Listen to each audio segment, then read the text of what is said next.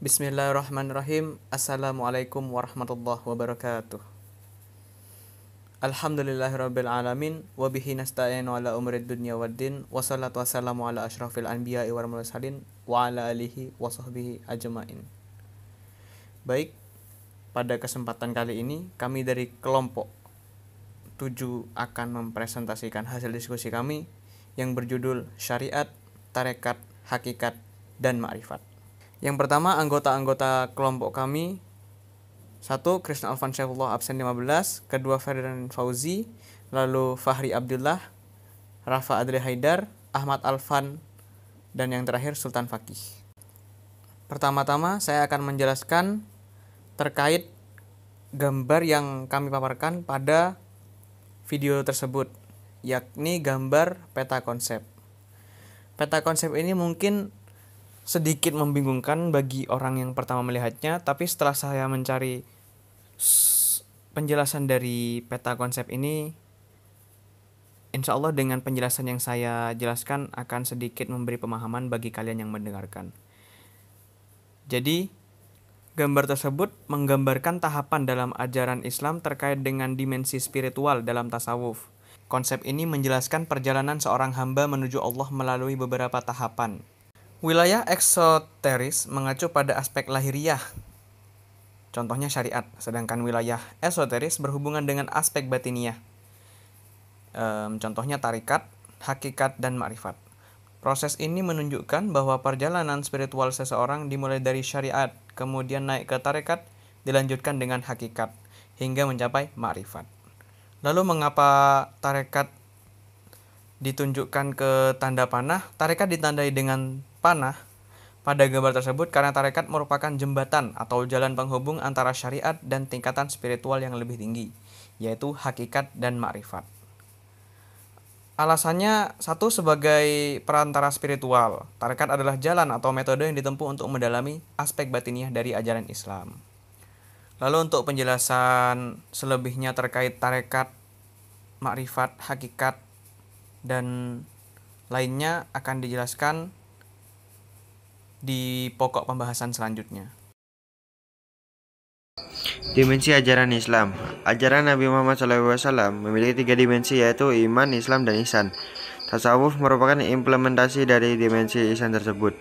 Istilah tasawuf pada masa Nabi Muhammad SAW belum dipergunakan, tetapi secara substansial telah dilaksanakan. Pada halaman 178 di buku Aqidah Akhlak ada hadis yang menjelaskan tentang iman, Islam, dan ihsan. Perkembangan Islam melahirkan 3 cabang ilmu yang berasal dari 3 dimensi agama. Yang pertama, ilmu syariat atau fikih, berasal dari dimensi Islam yang mencakup syahadat, sholat, zakat, puasa, dan haji. Fikih berperan dalam membersihkan dan menyehatkan panca indera serta anggota tubuh melalui konsep taharah atau bersuci, karena lebih berfokus kepada aspek lahiriah manusia. Kedua, ilmu kalam atau teologi Islam, berasal dari dimensi iman yang meliputi keimanan kepada Allah, malaikat, kitab-kitab, rasul, dan hari kiamat dan takdir. Ilmu ini berperan dalam meluruskan akal, pikiran, dan membahas konsep metafisik untuk memahami hakikat sesuatu. 3. Ilmu tasawuf, berasal dari dimensi ihsan yang bertujuan membersihkan hati sanubari dari sifat buruk dan menggantinya dengan sifat baik. Tasawuf berperan dalam mendekatkan diri kepada Allah melalui jalan suluk. Muhammad Amin Kurdi menjelaskan bahwa tasawuf adalah ilmu untuk mensucikan jiwa agar lebih dekat kepada Allah. Ibnu Khaldun menegaskan bahwa manusia memiliki 3 potensi, yaitu panca indera, akal, pikiran, dan hati sanubari, yang harus bersih, sehat, dan harmonis untuk mencapai kesempurnaan spiritual. Penjelasan. Syariat, tarekat, hakikat, dan ma'rifat merupakan istilah yang digunakan dalam dunia tasawuf untuk menunjukkan stage atau tingkatan yang harus dilalui oleh seorang murid atau salik dalam perjalanan spiritualnya. Setiap tingkat dibangun berdasarkan tingkat sebelumnya. Syarat pertama adalah mengambil dan mengikuti syariat, yaitu Ketentuan-ketentuan hukum yang dibuat oleh Allah untuk kehidupan manusia. Ketentuan yang dibuat oleh Allah tersebut harus dilaksanakan dengan sepenuh hati. Inilah yang dinamakan tarekat dan seterusnya akan dicapailah tingkatan hakikat dan bermuara pada tahap makrifat. Kedudukan dan fungsi syariat. Syariat berasal dari kata syara' yang berarti jalan yang benar sebagai pedoman hidup. Dalam Al-Quran, istilah syariat terdapat dalam beberapa ayat seperti Quran Surah Al-Jathiyah ayat 18, Al-Ma'idah ayat 48, Al-A'raf ayat 163, dan Asy-Syura ayat 13, yang menunjukkan bahwa syariat adalah aturan agama yang ditetapkan Allah. Dalam tasawuf, syariat menjadi dasar bagi tahap spiritual berikutnya sebagai tarekat, hakikat, dan makrifat. Syariat tidak hanya mengatur aspek lahiriah tetapi juga mencakup keimanan, tauhid, cinta atau mahabbah, syukur, sabar, ibadah, zikir, jihad, takwa, dan ihsan. Syekh Ahmad Sirhindi menjelaskan bahwa syariat terdiri dari 3 hal. Yang pertama adalah ilmu pengetahuan, yang kedua amal atau praktik, dan yang ketiga adalah ikhlas atau ketulusan. Al-Qushairi menegaskan bahwa syariat adalah kewajiban ibadah, sedangkan hakikat adalah penyaksian Tuhan. Syariat tanpa hakikat tidak diterima, dan hakikat tanpa syariat tidak tercapai. Para sufi menekankan pentingnya menjalankan syariat, baik amalan wajib atau fardu maupun sunnah. Mereka menolak anggapan bahwa syariat hanya untuk orang awam, karena semakin tinggi tingkat spiritual seseorang, maka semakin kuat pula ketaatannya terhadap syariat. Kedudukan dan fungsi tarekat. Secara bahasa, tarekat berasal dari bahasa Arab, yakni thariqah, yang berarti jalan atau metode untuk mendekatkan diri kepada Allah. Tarekat merupakan jalan spiritual yang harus ditempuh seorang sufi dengan bimbingan guru atau mursyid agar mencapai kedekatan kepada Allah. Menurut Syekh Bahauddin Al-Naqsyabandi, tujuan tarekat adalah memperkuat keyakinan terhadap syariat, mengikis hawa nafsu, dan melaksanakan perintah Allah dengan ikhlas. Tarekat juga dihubungkan dengan Quran Surat Al-Jin Surat 72 ayat 16 sebagai jalan menuju kesempurnaan spiritual. Metode tarekat meliputi zikir, latihan spiritual atau riyadhah, dan pembersihan hati atau mujahadah. Sebagian tarekat menggunakan 7 metode: musyaratah, muraqabah, musahabah, muaqabah, mujahadah, mu'atobah, dan mukasyafah. Murid juga melalui maqamat seperti taubat, sabar, ridho, zuhud, mahabbah, dan marifat. Perkembangan tarekat menurut J. Spencer Trimingham, yakni ada 3. Yang pertama, Khonqah abad ke-10 Masehi, praktik spiritual individu.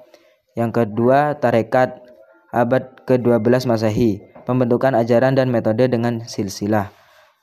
Yang ketiga, Taifah abad ke-15 Masehi, organisasi tarekat dengan cabang di berbagai tempat seperti Qadariyah, Naqsyabandiyah, dan Sa'aziliyah. Dalam tradisi tarekat, murid berkumpul di ribat, zawiyah, atau khonqah untuk melakukan zikir dan doa di bawah bimbingan mursyid.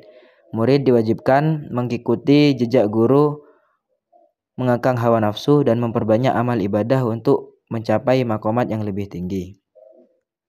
Dan untuk penjelasan selanjutnya dilanjutkan oleh Ferdian Fauzi. Kedudukan dan fungsi hakikat. Hakikat berarti kebenaran, esoteris atau realitas yang mendalam dalam ajaran tasawuf. Hakikat adalah tahap ketiga dalam perjalanan spiritual setelah syariat dan tarekat. Hakikat merupakan pemahaman mendalam tentang Allah melalui pengetahuan mistik, penyaksian, dan pengenalan langsung terhadap asma, sifat, dan perbuatannya. Menurut Syekh Athaillah As-Sakandari, amalan perbuatan dibagi menjadi 3, yakni yang pertama syariat, yang artinya memperbaiki anggota badan dengan ikhlas, jujur, dan tumakninah. Yang kedua tarekat, yang artinya memperbaiki hati dengan menjauhi sifat tercela. Yang terakhir yakni hakikat, memperbaiki ruh dengan makrifat, musyabahah, dan muraqabah.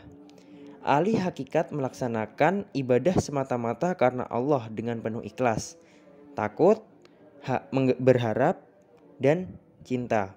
Syariat adalah dasar hukum, sedangkan hakikat adalah buah dari pengamalan syariat yang benar. Imam Malik menegaskan bahwa hakikat tanpa syariat adalah kepalsuan, sedangkan syariat tanpa hakikat adalah sia-sia. Keduanya harus berjalan bersamaan agar seorang mukmin mencapai tingkat spiritual yang sempurna. Kedudukan dan fungsi makrifat. Makrifat secara bahasa berarti pengetahuan atau pengalaman. Sedangkan dalam istilah sufi diartikan sebagai kearifan mendalam tentang kebenaran spiritual. Makrifat adalah pengetahuan hakiki tentang Allah yang diperoleh melalui pengalaman spiritual, bukan hanya melalui akal dan indera semata. Pengetahuan ini merupakan cahaya yang diberikan Allah kepada hati seseorang melalui penyikapan, penyaksian, dan cita rasa. Menurut Zu al-Nun al-Misri, makrifat terbagi menjadi 3 tingkatan. Pertama, makrifat awam, yaitu mengenal Allah melalui syahadat. Kedua, makrifat ulama dan filsuf, yaitu mengenal Allah melalui dalil akal dan tanda-tanda alam. Ketiga, makrifat wali dan sufi, yaitu mengenal Allah langsung melalui pengalaman spiritual. Tingkatan ketiga ini dianggap menjadi makrifat hakiki yang paling tinggi dalam tasawuf. Alat utama untuk memperoleh makrifat adalah qalb atau hati. Al-Qushairi menyebut qalb menjadi 3 kapasitas, yaitu potensi untuk mengetahui Allah, potensi untuk mencintai Allah, dan potensi untuk melihat Allah. Menurut Al-Ghazali, qalb memiliki 2 gerbang. Gerbang pertama untuk mengetahui alam materi, sedangkan gerbang kedua untuk mengetahui alam gaib yang hanya bisa diperoleh melalui penyikapan spiritual. Proses mencapai makrifat melibatkan 3 tahap, yaitu tahalli atau membersihkan diri dari sifat tercela, kedua tahalli atau menghiasi diri dengan akhlak mulia, dan yang ketiga tajalli atau terbukanya hijab sehingga memperoleh cahaya Tuhan. Proses ini berlangsung secara bertahap dan berulang-ulang, sesuai dengan keterbukaan hati seseorang terhadap cahaya Tuhan.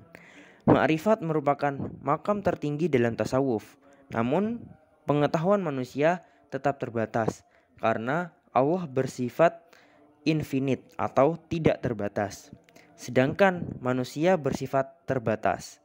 Hubungan antara makrifat dan mahabbah atau cinta kepada Allah sangatlah erat, di mana keduanya dianggap sebagai bentuk kedekatan seorang sufi dengan Tuhan.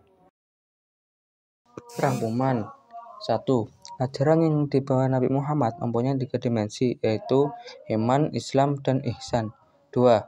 Dalam pengembangan keilmuan, iman menghasilkan ilmu kalam atau teologi, Islam atau usuluddin atau tauhid atau ilmu akidah. Islam menghasilkan ilmu fikih atau syariah, sedangkan ihsan mengejawantahkan menjadi ilmu tasawuf yang di dalamnya mencakup syariat, tarekat, hakikat, dan makrifat. 3. Antara syariat, tarekat, dan hakikat dan makrifat adalah satu kesatuan yang tidak dapat dipisahkan satu sama lain. Tujuan orang beribadah dalam segala aspeknya adalah untuk makrifat kepada Allah Subhanahu wa taala. Untuk mencapai makrifat kepada Allah Subhanahu wa taala dibutuhkan seperangkat aturan yang dinamakan syariat. Adapun tarekat adalah menjalankan syariat secara utuh dan konsisten menuju pintu gerbang pemahaman akan hakikat dari suatu ibadah, dan pada akhirnya akan mendapatkan pemahaman yang utuh tentang Tuhan. Inilah yang dinamakan makrifat. 4. Dalam ajaran tasawuf, syariat adalah pondasi yang harus dibangun oleh seorang sufi dalam laku spiritualnya. Untuk itu harus kokoh. Adapun tarekat adalah perwujudan dari sikap taat atas perintah-perintah yang terdapat dalam syariat dan menjauhi larangan. Apabila seorang sufi mampu melaksanakan ajaran syariat dengan baik, maka akan mendapatkan suatu pemahaman yang hakiki, makna makhluk dan kholik atau Tuhan. Orang yang demikianlah yang dianggap telah memasuki tahapan hakikat, dan pengetahuan yang tertinggi di mata sufi adalah makrifat. 5. Kedudukan guru atau mursyid sangat penting dalam melakukan spiritual. Tanpa bimbingan guru yang otoritatif, mempunyai sanad keilmuan yang benar, maka seorang murid atau salik akan tersesat dan tidak akan sampai kepada ma'rifatullah. Sekian presentasi dari kami, mohon maaf bila ada salah kata. Assalamualaikum warahmatullahi wabarakatuh.